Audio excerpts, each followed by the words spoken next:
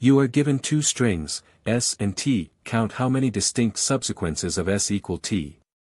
A subsequence keeps the same order but may skip characters. Return the total count as an integer.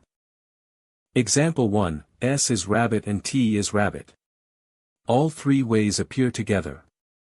Each row uses a different color for the letters kept in order, faded letters are skipped. 3 rows means the output is 3. Example 2, S is bag and T is bag. 5 colored rows appear at once, 1 per valid way to spell bag. The output is 5. The core intuition of this problem reveals itself the moment we encounter a character match between our source string S and our target string T. Unlike basic string matching, we cannot simply consume both characters and move on blindly. Because we are looking for all distinct subsequences, a match presents a critical fork in the road. We must branch our logic to count both the paths where we accept this match, and the paths where we deliberately ignore it to look for alternative matches further down the source string. If we expand these consecutive choices, they naturally form a decision tree. Each layer of the tree represents our state at a specific index. Branches continue down, adding together alternative path counts, until they either fail by running out of source characters before completing the target, or succeed by completely exhausting the target string, marking one valid, distinct subsequence. To transform this massive tree into an efficient grid calculation, we must anchor our boundaries. Our first row represents an empty target string. Since an empty target can always be formed by any prefix of our source string in exactly one way, this row is completely initialized with ones. Conversely, our first column represents an empty source string attempting to match a non-empty target, which is completely impossible, loading it with zeros. When filling out an internal cell where the characters match, the grid perfectly visualizes our initial branching choice. The cell reads from two distinct dependencies, the value from the top left, which represents the paths available if we consume this match, and the value from the immediate left, which represents the paths available if we skip the source character. We add these two independent paths together to compute our new total. What happens when the characters do not match? In this state, our choice is forced. We cannot consume a match, so the diagonal dependency drops completely out of the equation. Our only option is to look back along our source string to see how many valid subsequences were already formed up to this point. We simply carry the value over from the immediate left cell, maintaining our progress without modification. With our logic for both matches and mismatches established, we calculate the entire grid row by row. Values cascade downward and across, systematically collecting every possible combination without a single redundant step. The final cell at the absolute bottom right corner isolates the exact total of distinct subsequences contained within the entire string.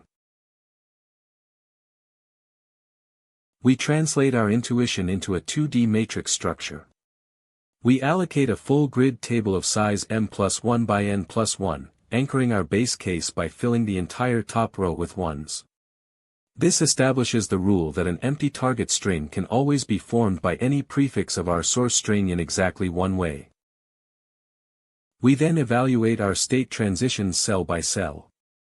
When the characters of our two strings match at our current indices, we accumulate both of our paths, adding the value of consuming the match from the top left with the value of skipping the character from our left.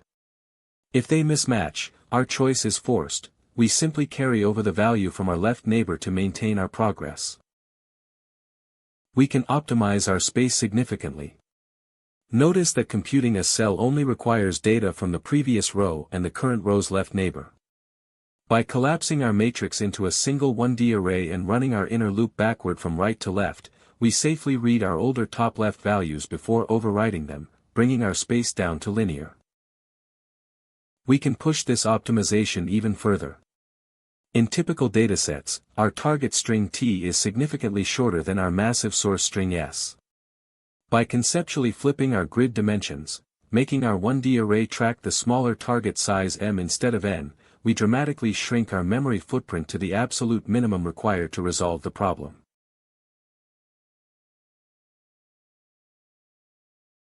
Let m be the target length and n the source length. Time is O of m times n, we visit each prefix pair once and each cell does constant work. Space is O of m when the target is shorter, one row of size m plus 1 replaces the full grid.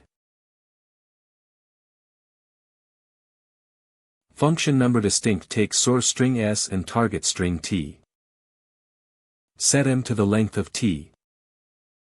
Set n to the length of s. If the target is longer than the source, no subsequence can match, so return 0. Create a one-dimensional DP array of size m plus 1, initialized to 0. Seed DP 0 to 1, an empty target has one match for any source prefix. Outer loop, walk each source prefix with index j from 1 to n. Inner loop, update target indices from m down to 1 so earlier values are not overwritten. When the current source character matches the current target character, add the count that skips the match to the count that consumes it. Return dp at index m, the number of ways to form the full target.